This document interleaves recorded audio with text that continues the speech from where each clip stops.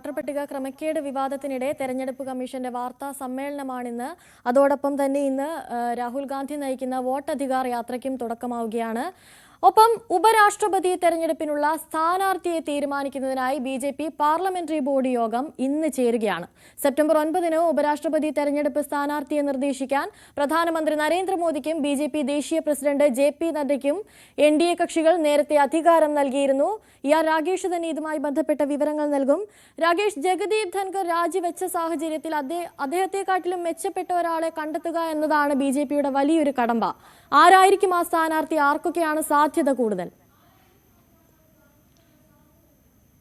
അനുശ്രീ, 9-ാം തീയതിയാണ് തെരഞ്ഞെടുപ്പ് നടക്കുന്നത്, ഉപരാഷ്ട്രപതി തെരഞ്ഞെടുപ്പ് നടക്കുന്നത്. അപ്പോൾ പത്രികാ സമർപ്പണത്തിനുള്ള അവസാന തീയതി 21-ാം തീയതിയാണ്. ഇനി 4 ദിവസം മാത്രമാണ് ബാക്കിയുള്ളത്. ഈ സാഹചര്യത്തിലാണ് ബിജെപിയുടെ പാർലമെന്ററി ബോർഡ് ഇന്ന് യോഗം ചേരുന്നത്. വൈകിട്ട് ഡൽഹിയിലാണ് യോഗം.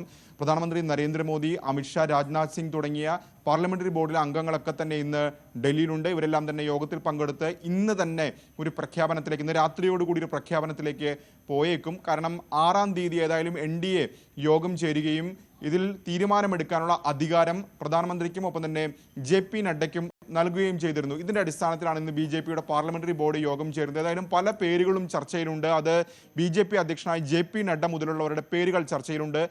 ജമ്മു കശ്മീരിലെ ലഫ്റ്റനന്റ് ഗവർണറും മോദി സർക്കാർ നേരത്തെ മന്ത്രിയുമായിരുന്നു മനോജ് സിൻഹയുടെ പേരുകൾ ഇപ്പോൾ ബിജെപി പരിഗണിക്കുന്നുണ്ട്. ഇതുകൂടാതെ മുക്താർ അബ്ബാസ് നഖ്വി, ബിജെപിയുടെ ന്യൂനപക്ഷ മുഖമായിരുന്നു നഖ്വി. ആദ്യ മോദി സർക്കാരിൽ മന്ത്രിയായിരുന്നു അദ്ദേഹം. പാർലമെന്ററി കാര്യം അടക്കം കൈകാര്യം ചെയ്തിട്ടുണ്ട്. അദ്ദേഹത്തിന്റെ പേരുകളിലും ഏതായാലും ചർച്ചകളിലുണ്ട്. പക്ഷെ ഒരു അന്തിമ തീരുമാനത്തിലേക്ക് ബിജെപി എത്തിയിട്ടില്ല. ഏതായാലും പ്രധാനമന്ത്രിയുടെയും അമിത്ഷായുടെയും ഒക്കെ മനസ്സിൽ ആരായിരിക്കണം എന്ന കാര്യത്തിൽ ഒരു വ്യക്തതയുണ്ട്. ഇന്ന് ഏതായാലും പാർലമെന്ററി ബോർഡ് യോഗം ചേർന്നുകൊണ്ട് ഈ ഒരു തീരുമാനത്തിലേക്ക് അല്ലെങ്കിൽ പ്രഖ്യാപനത്തിലേക്ക് എത്തും. അതുകൊണ്ട് തന്നെ ഇന്ന് രാത്രിയോ അല്ലെങ്കിൽ നാളെയോ ഒരു പ്രഖ്യാപനം ഉണ്ടാകാനുള്ള സാധ്യത തന്നെയാണുള്ളത്. കാരണം ഇനി സമയം ബാക്കിയില്ല എന്നതുകൊണ്ട് തന്നെ ഏതായാലും മത്സരം ഉണ്ടാവുമെന്ന കാര്യത്തിൽ സംശയമില്ല. കാരണം നേരത്തെ സർക്കാരിൻ്റെ ഭാഗത്ത് ചില നീക്കങ്ങളൊക്കെ നടത്തിയിരുന്നു, സമവായം പ്രതിപക്ഷവുമായി ഉണ്ടാക്കാൻ. പക്ഷേ ഇന്ത്യ സഖ്യം അറിയിച്ചിരിക്കുന്നത് ഉപരാഷ്ട്രപതി സ്ഥാനത്തേക്ക് മത്സരിക്കും എന്ന് അറിയിച്ചിട്ടുണ്ട്. അതുകൊണ്ട് തന്നെ ഇന്ത്യ സഖ്യത്തിൻ്റെയും സ്ഥാനാർത്ഥി ഉണ്ടാകാനുള്ള സാധ്യത തള്ളിക്കളയാൻ കഴിയില്ല.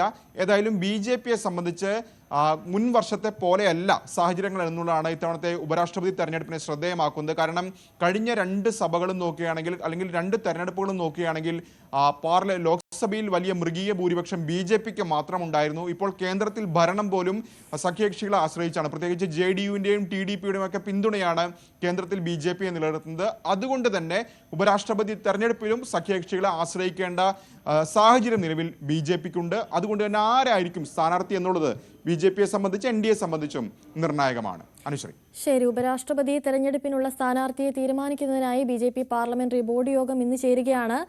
രാകേഷാണ് വിശദമായ വിവരങ്ങൾ നൽകിയത്.